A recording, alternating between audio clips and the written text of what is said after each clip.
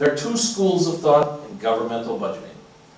One, levy only for the items necessary for the upcoming year. This is the philosophy that Pleasant Prairie has lived by. This is the pay-as-you-go system. As a capital item is needed, you increase the budget in the following year.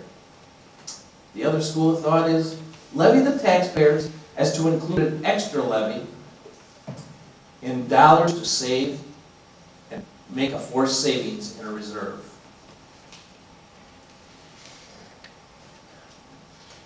In this philosophy, the municipality sets the spending budget and adds more to the levy so they can establish, maintain, or increase the forced reserves.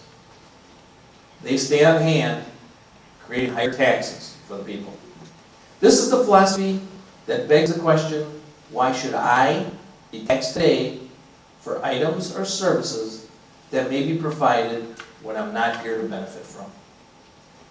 There is no right or wrong philosophy.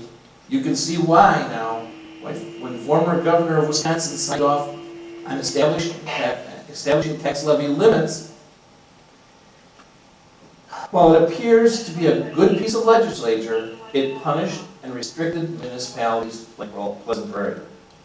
Municipalities who followed guidance under the levy taxes and put them into reserves were able to continue and tax the reserve or spend the extra rather than put it into reserves. Pleasant Prairie didn't have that luxury.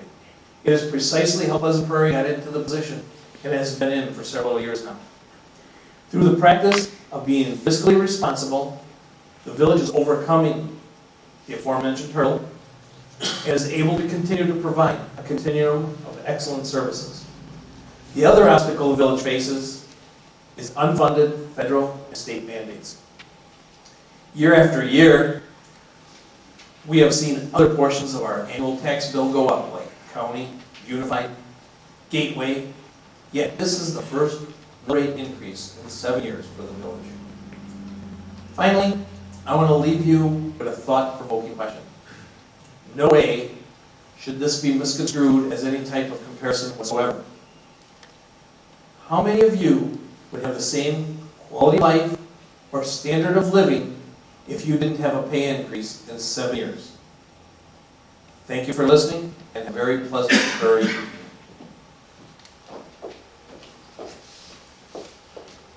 Other board comments, questions? Mike?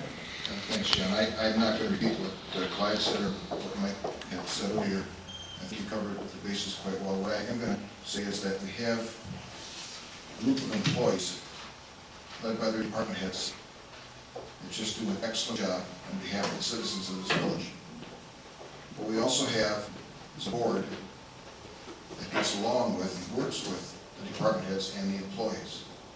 And that is crucial, very crucial. I almost have to take a number now up to Mike, because Steve might be in there, Mark might be on the phone, Clyde, and eventually me. That just makes the village work in a very, very positive, good way, and puts us into the future in a real good position. I commend the staff, I commend Mike.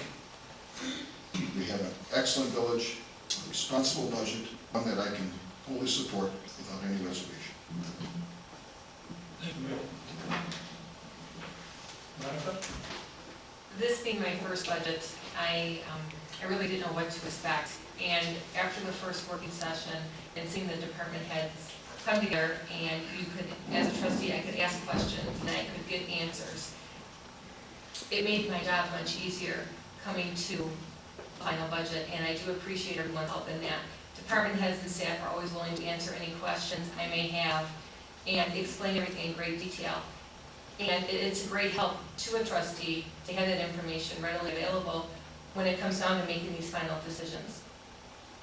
I'm very proud of this budget, and I support it 100%.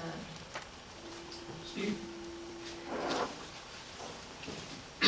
I get that after Mike, Monica, and Mike many things, you know, too much left to say. I have to say I'm very proud to be part of this board for so many years. It's an amazing way the department came together on Saturdays to work in the budget. I believe that the only government in the state that do that, work on Saturdays. One of the reasons which the village is so successful is because there is a trust between village board and employees working as a one. You have seen in this budget, some allegations brought up about the debts and everything else. It was very well planned by Mike. Clyde did an excellent job in this. And I believe that we're in a better position now than we last 6-7 years. So with that, I think it's not too much I can add to this. Thank you everyone involved in the village for the unpaid hours spent getting to this budget now. It was amazing, sit down here in a round table, they were not trustees or department heads, we were all people discussing what's going to happen in the village, regardless of where they were. And it did work very well. Thank you to all of you involved in this.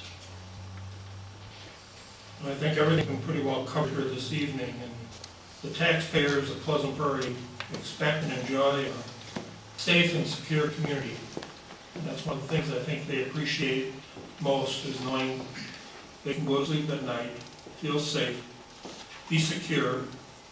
If a problem arises, we have the personnel, the equipment, the know-how to take care of any problem that arises. We added to that safety and security with the addition of the staff we added in the budget this evening. They also enjoy some of the finest services provided by any community around. Snow plowing, garbage, leaf collection. And now we're even working towards protecting the environment with our water quality. That's something all communities will have to do in the future as we move through the process. I think we're starting with the large communities and working our way down. It's important. The environment's something we can't replace. And we're taking the initial steps here to make sure we do protect the environment. Water. Something you hear so much about today. Very, very lucky to be living in a place that we are, the Great Lakes, the availability of water. You look at Georgia, Atlanta, the rationing going on there, the fighting going on over those last bits of water in that reservoir, that lake. Something we don't experience here. Yes, we don't like the price. Hopefully we'll be able to negotiate something with that in the future. That's unfortunate that we have to do that. But when we're at the mercy of buying water from the city of Kenosha, we will have very few options out there. Dick Jankowski mentioned the police department and the fact that we do have a low number of officers for a community our size. The one thing we do show over and over and over is the productivity of those officers, the work they do, the leadership that's out there. And it's reflected in our statistics. Nowhere do people get better service than they do in Pleasant Prairie. It was mentioned, and this was brought up last time in our budget process, the fact that other municipalities, they put money away. The taxpayers pay to put that money away. When you look at the dollars reflected in the budgets in those other municipalities, that's something the taxpayers